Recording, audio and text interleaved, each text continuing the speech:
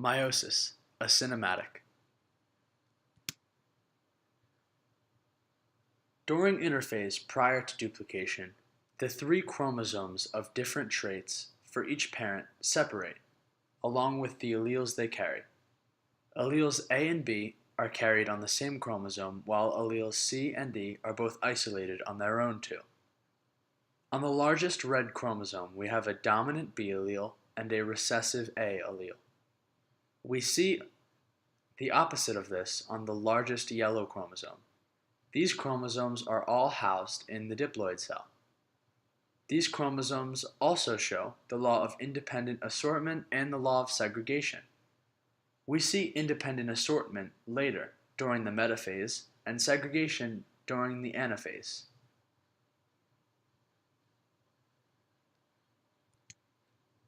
After duplication has occurred, each chromosome now has a copy of itself. There are now 6 chromosomes present with 3 differing traits and 2 parents, hence the equation 2n equals 6. We now have homologous pairs of the chromosomes. The centromere is formed during the process, connecting each of the same chromosomes. As a result, sister chromatids are now present. The largest sister chromatid represents a heterozygous chromosome that includes a dominant and recessive form of a trait. But as we can see on the other sister chromatids, there are only dominant alleles on the chromosome, so it is a homozygous chromosome.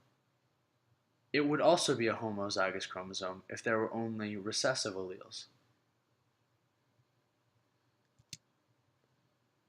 The 2 pairs of sister chromatids with like traits and maternal and paternal pair slowly gravitate toward each other, and eventually a chromosome in each of the sister chromatids crosses over and forms a new sister chromatid with a maternal and paternal chromosome.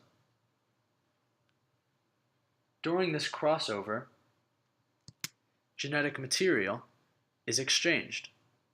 The process is called crossing over, and it happens in prophase 1. This is also called recombination.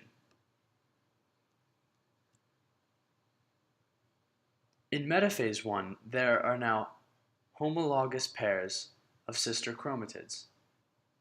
Microtubules begin to form and attach themselves to each new sister chromatid.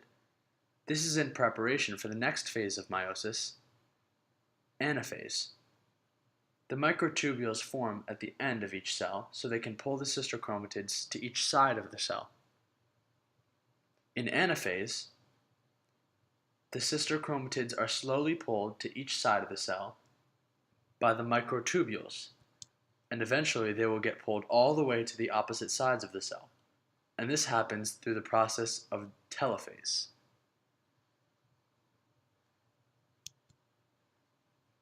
Now in telophase and cytokinesis.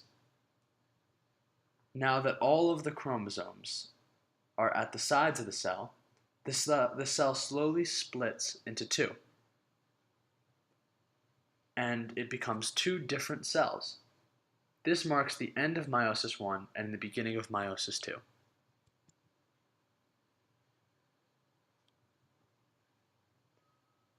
Now we enter prophase 2.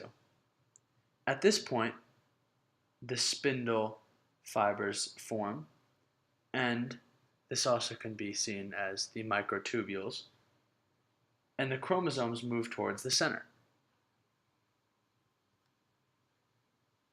The nucleus breaks down.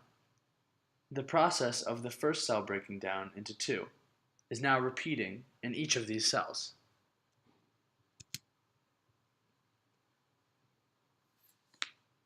Now, in metaphase 2, the spindle fibers attach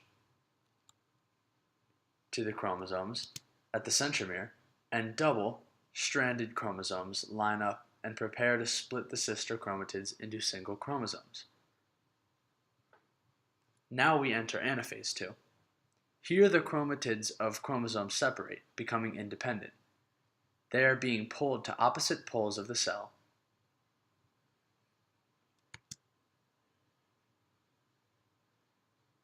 Lastly, we enter the telophase, telophase 2. In this phase, the cells split, and now there are only left 4 gametes.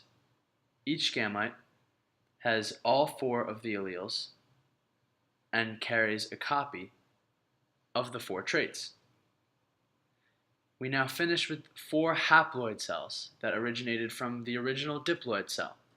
Here we see the law of segregation because the 2 alleles for each gene separate during the gamete formation.